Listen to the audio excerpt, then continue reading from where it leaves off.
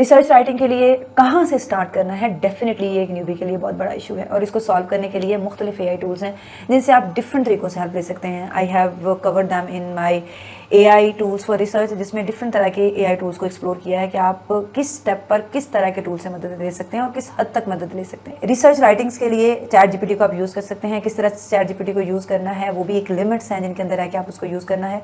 उसके ऊपर मेरी वीडियो आपको AI टूल्स में मिल जाएगी, उसका लिंक भी आपको आई बटन में मिल जाएगा। You can find out from the today I am going to explore a tool जो कि बहुत ज़्यादा पावरफुल टूल है रिगार्डिंग रिसर्च राइटिंग्स, बिकॉज यहाँ पर आपको रिसर्च राइटिंग ऑटोमेटेड मिलेगी, आपको साइटेशंस मिलेंगी, आपको मल्टीपल फीचर्स ऐसे मिलेंगे जो कि कोई भी राइटिंग टूल आपको प्रोवाइड नहीं कर रहा और ये स्पेसिफिकली डिज़ाइन किया गया है academic writing के लिए। The name of that tool is Jani AI. Jani AI is the tool जिसको अराउंड 1 मिलियन प्लस एकेडमिक के लोगों ने अब तक यूज़ किया है और इसको ऑथेंटिक समझा है and it is being considered as a 10x more efficient regarding your academic writing as compare to chat GPT and all that.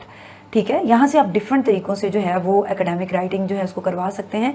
यहाँ पर हम देखते हैं हम क्या क्या करवा सकते हैं। हम पैराफ्रेज एंड रीराइट करवा सकते हैं, जनरेट फ्रॉम योर फाइल कर सकते हैं, चैट टू योर PDFs कर सकते हैं, आउटलाइन डेवलप कर सकते हैं, कस्टम स्टाइल और टोन को सिलेक्ट कर सकते हैं और अपनी रिसर्च लाइब्रेरी जो है उसको बना सकते हैं। और जेनी को किस किस तरह के डॉक्यूमेंट टाइप राइटिंग में आपको हेल्प कर सकता है। आप इससे एसेज लिखवा सकते हैं, लिटरेचर रिव्यूज़ लिखवा सकते हैं, रिसर्च पेपर्स लिखवा सकते हैं, पर्सनल स्टेटमेंट्स, ब्लॉग पोस्ट और स्पीचेस। मतलब एकेडमिक्स में आपको जिस तरह की भी राइटिंग की ज़रूरत है जेनी AI उसमें आपको हेल्प करता है। हम इसको अभी एक्सप्लोर करते हैं और हम देखते हैं कि इसमें आप किस तरह से हेल्प ले सकते हैं। पहले हम इसके प्राइसिंग के सेक्शन में जाते हैं और देखते हैं कौन कौन से फीचर्स ऐसे हैं जो हमें फ्री अवेलेबल हैं। You can write 200 AI words per day, बहुत बड़ी ऑप्शन है for the researcher.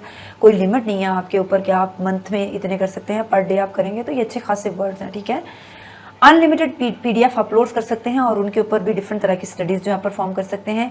AI auto complete कर सकते हैं, जर्नल और वेब साइटेशंस जो आप राइटिंग कर रहे हैं उनमें इंसर्ट करवा सकते हैं और AI एडिटिंग की कमांड्स भी दे सकते हैं। और अगर आप इसका मंथली प्लान ले लेते हैं, जो कि अगर आप पर मंथ पे करते हैं, एनुअली पे करते हैं, तो आपको $12 पर मंथ पड़ेगा और अगर आप मंथली पे करते हैं तो $20 पर मंथ आप उसको पे करेंगे। That is unlimited AI word है per day, AI auto complete, unlimited PDF। तो आप यहाँ पर जाएंगे एंड आप यहाँ पर अपना न्यू डॉक्यूमेंट जो है उसको जनरेट करेंगे।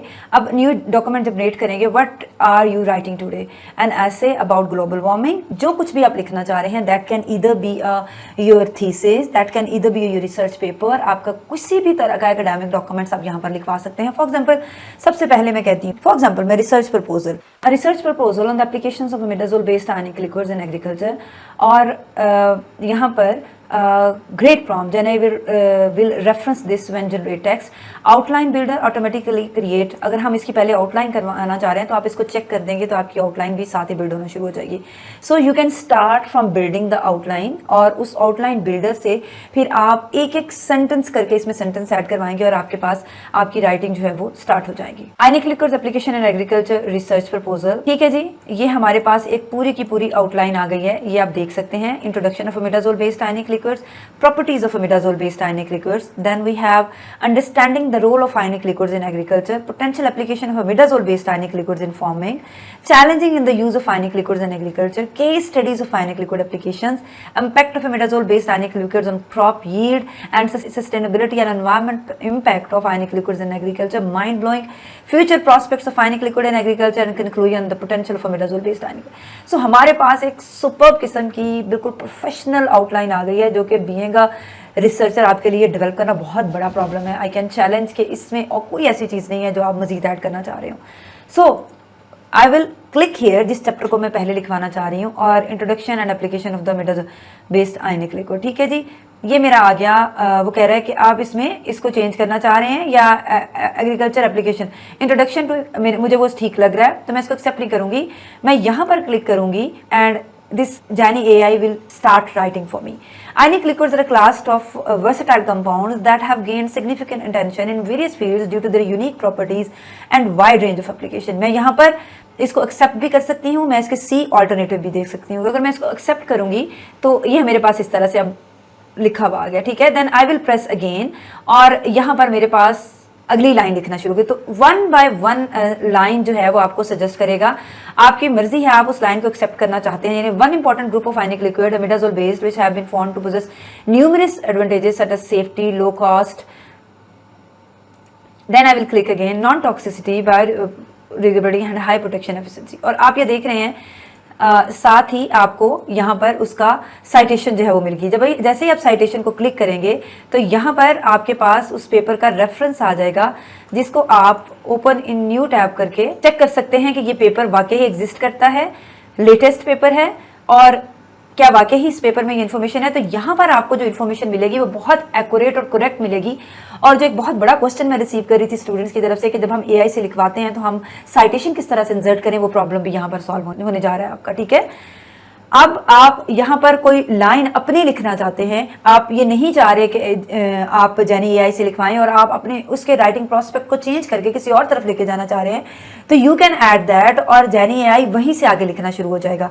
There effectiveness in inhibiting corrosion has been demonstrated which increase alkyl chain length and performance of enhancing inhibitor absorption on. ठीक है, अब यहाँ पर मैं चाहती हूँ कि मैं इसको एक्सेप्ट कर लेती हूँ और साथ में चाहती हूँ कि यहाँ पर मेरे पास साइटेशन आ जाए। ठीक है, यहाँ पर साइटेशन लाने के लिए आप यहाँ पर देख सकते हैं कि जैसे ही आप यहाँ पर क्लिक करेंगे तो यहाँ पर साइट का ऑप्शन है, यहाँ से आप साइटेशन जो है उसको यहाँ पर क्लिक करेंगे, ऐड कस्टम साइटेशन। तो ये आपके पास आप अपनी साइटेशन भी यहाँ पर दे सकते हैं और आप यहाँ पर सेलेक्ट कर सकते हैं कि आपकी लाइब्रेरी में भी बहुत सारे पेपर्स आपने रखे हुए होंगे, आप वहाँ से कोई साइटेशन यहाँ पर देना चाह रहे हैं, आप ये जो जर्नल आप जहाँ से जेनी एआई ने डाटा कलेक्ट किया है वही वाली साइटेशन देना चाह रहे हैं, तो ये सारा आपके पास यहाँ पर ये ऑप्शन जो है वो आ जाएगा। ठीक है, हम यही साइटेशन यहाँ पर देना चाह रहे हैं, हम इसको क्लिक कर देंगे और ये साइटेशन जो है हमारे पास इस तरह से आ जाएगी। And now you can start writing any on and on. ठीक है, आपकी मर्जी, आप जिस चैप्टर को लेंथ को जितना रखना चाहें, it's all up to you, आप इसको अपने मर्जी से जो है एडजस्ट कर सकते हैं। Then again we will come to the next chapter, understanding the role of ionic liquid in agriculture and Jenni AI will start writing for us. Agriculture a wider sector that will play a crucial role in providing food and resources in growing global population.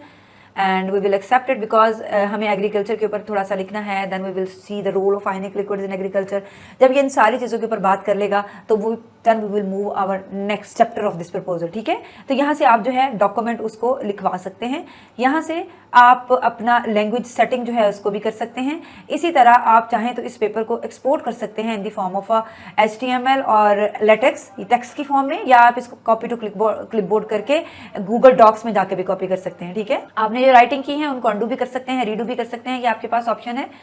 फिर उसके बाद आप अपनी यहाँ पर library जो है उसको जनरेट कर सकते हैं। ठीक है, लाइब्रेरी जनरेट करने के लिए यहाँ पर आप अपने जितना भी आपने लिटरेचर किया है उससे पहले और आपने अपने पेपर्स जो है इकट्ठे किए हुए हैं, आप उन पेपर्स को यहाँ पर अपलोड कर सकते हैं। फिर उसके बाद कोई भी पेपर जो आप खोलना चाह रहे हैं और उसको उस अपने राइटिंग में इंक्लूड करना चाह रहे हैं, उसके यहाँ से समरी जो है ले सकते हैं। फॉर एग्जांपल कोई भी पेपर जब आप खोलेंगे तो आस्क जेनी आपको ऑप्शन देता है कि आप उस पेपर से 3 तरह के क्वेश्चंस पूछ लें कि what are the wood extraction because this paper is removal of wood extraction as a pulp treatment and technology review. ये एक रिव्यू पेपर है जो कि वुड के ऊपर, एक्सट्रैक्शन ऑफ वुड के ऊपर है।